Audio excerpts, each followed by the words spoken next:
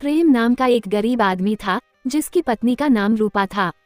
गरीबी की वजह से उन दोनों को 2 वक्त की रोटी भी सही से नसीब नहीं होती थी।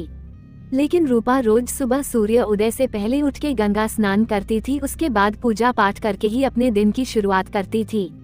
रूपा की भगवान पर बहुत आस्था थी।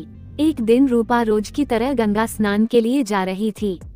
तभी उसे महसूस हुआ कि जैसे कोई उसका पीछा कर रहा है। काफी दूर चलने के बाद उसने पीछे मुड़ के देखा तो एक बूढ़ी औरत उसके एकदम पीछे पीछे ही चल रही थी। उसने उस बूढ़ी औरत से पूछा, क्यों माई, आप मेरा इतनी देर से पीछा क्यों कर रही हैं? बूढ़ी औरत बोली, अरे बेटा, मैं बहुत दिनों से भूखी हूँ। अगर तुम मुझे कुछ खाने को दे दो तो मेरी आत्मा संतुष्ट हो जाए। मेरा इस संसार में कोई नहीं है।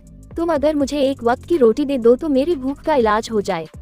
रूपा ने सोचा कि इस बूढ़ी औरत ने इतना गहना पहन रखा है, चेहरे पे कितना तेज दिखाई दे रहा है, कपड़े भी बहुत सुंदर पहन रखे हैं और ये बोल रही है कि इसे भूख लगी है।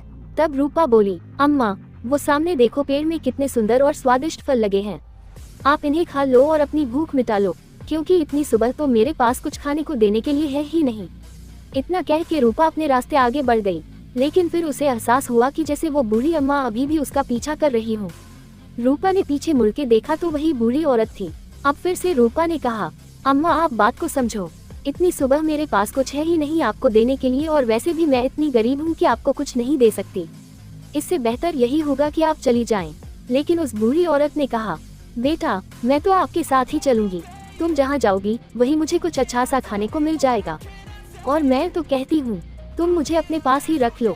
मैं घर के सारे काम करूंगी और कुछ नहीं मांगूंगी। मुझे सिर्फ रात में 2 रोटी दे दिया करना।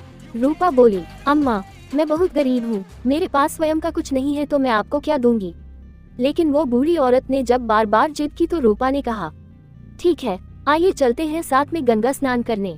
उसके बाद घर चले गए। जब बूढ़ी अम्मा साथ में चलने लगी तो उसके आगे के रास्ते में सूर्योदय से पहले ही सूर्योदय जैसा उजाला हो गया। थोड़ा आगे चलते ही उसे एक कपड़ों की पोटली मिली। रूपा ने जब उसे खोला तो उसके होश उड़ गए। उसमें कीमती हीरे जवाहरात भरा हुआ था। रूपा से वह बूढ़ी औरत बोली, अब तो आप बहुत अमीर हो गई हैं, अब तो आप मुझे अपने घर ले चलेंगी ना? रूपा बोली, इसमें से आप मुझसे आधा ले लीजिए, क्योंकि ये पोटली जब मुझे मिली तो आप भी मेरे ही साथ थी और उस पोटली से हमारी दूरी भी समान थी, बस मैंने उठाया था। तो क्या हुआ, इसमें हम दोनों का बराबर बराबर हिस्सा है। बूढ़ी औरत बोली, अरे अब मैं इस उम्र में इसे लेके क्या करूँगी? मुझे तो बस इस उम्र में 2 रोटी और रहने का आसरा चाहिए बस। अब रूपा समझ गई, ये सारा चमत्कार इन बूढ़ी अम्मा की वजह से हो रहा है और ये साक्षात लक्ष्मी माता है। उसने मन में सोचा कि इस पोटली में इतना धन है कि इसे उसकी और उसके पति का जीवन अच्छे से गुजर जाएगा। लेकिन उसने और उसके पति प्रेम ने आपस में बात कर रखी थी कि अगर कभी उनके दिन अच्छे होंगे तो वो दुनिया की भलाई के लिए अपना सब कुछ न्यौछावर कर देंगे, ताकि उनकी जैसी गरीबी किसी को न देखनी पड़े। अब रूपा ने उस बूढ़ी औरत से बोला, अम्मा, ये पोटली लेके गंगा स्नान करने चलने खतरे से खाली नहीं है। ऐसा करते हैं, आप मेरे साथ मेरे घर चलिए।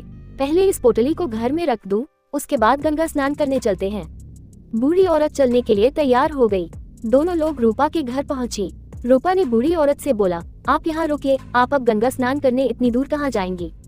मैं अपने पति से बोल देती हूँ, वो आपको तब तक कुछ खाने को दे देंगे। उसके बाद मैं आ जाऊंगी तो आगे का सारा काम आपको समझा दूंगी, लेकिन तब तक आप यहाँ से जाएंगी नहीं। जब मैं वापस घर आ जाऊंगी तभी आपको आगे की सारी बातें बताऊंगी। बूढ़ी औरत बोली, ठीक है। रूपा ने अपने पति प्रेम को सारी बात बताई और बोली, मैं गंगा स्नान करके आती हूँ, तब तक आप इन्हें कुछ खाने को दे दीजिए जो भी रुख सूखा रखा है। इतना कह के रूपा गंगा स्नान करने के लिए चली गई। गंगा स्नान करते समय उसने गंगा मैया को हाथ जोड़ के याद किया और बोली, मैया, मुझे अपनी शरण में ले लो। अब मैं घर वापस नहीं जा सकती, क्योंकि मैं घर वापस गई तो लक्ष्मी मैया मुझे देखते ही मेरे घर से गायब हो जाएगी। लेकिन मैंने उनसे वादा लिया है कि जब तक मैं वापस घर न आ जाऊं, आप इसी घर में रहेंगी। तो जब मैं घर वापस जाऊंगी ही नहीं तो लक्ष्मी माता मेरे घर से जाएंगी ही नहीं। इतना कहकर रूपा ने जल समाधि ले ली और फिर कभी भी अपने घर नहीं लौटी। उधर लक्ष्मी माता अपना वचन हार चुकी थी, इसलिए वो हमेशा हमेशा के लिए रूपा के घर में ही रह गयी। प्रेम ने उन्हें अपनी माँ के जैसे घर में आदर से रखा और रोज रूपा का इंतजार करता। उसने रूपा को हर जगह ढूंढा लेकिन वो कहीं नहीं मिली। लक्ष्मी माता जब से प्रेम के घर में आकर रहने लगी तब से उसके पास रोज धन समुद्र के जैसे बढ़ने लगा। देखते ही देखते उसके पास संसार में सबसे ज्यादा धन हो गया। प्रेम को सभी जानने लगे कि वो बहुत धनी व्यक्ति है। अब प्रेम ने भी हर जगह गरीबों के लिए अस्पताल, घर और रोजगार के लिए बड़ी बड़ी फैक्ट्रियां लगवा दी। और प्रेम ने पूरे संसार में खूब परोपकार किया। उसके धन से सारे संसार को खूब फायदा होने लगा। प्रेम से बोलिए लक्ष्मी माता की जय।